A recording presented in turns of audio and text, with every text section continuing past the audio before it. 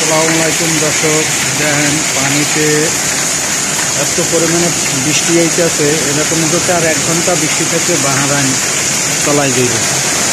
দেখেন কি তুফান আর বৃষ্টি, পানি পুরা রমুদ চলাই গেছে। দেখেন এই একজনে আমাদের এই ছাপা করতে আছে বৃষ্টির পানি। দেখেন বহুত পানি, দেখেন আপনারা পানি দেখেন, বৃষ্টির পানি হলো আদৌ সমান পানি এসে। দেখেন একটা বৃষ্টিতে ভিজা এরপর কত কষ্ট করে ছাড়াই দিয়ে এলে পানি। দেখেন পানি ছাড়াইছেন, পানি যায় আমি দেখতে যাব না, ছাড়াই দিয়েছেন বৃষ্টির পানি।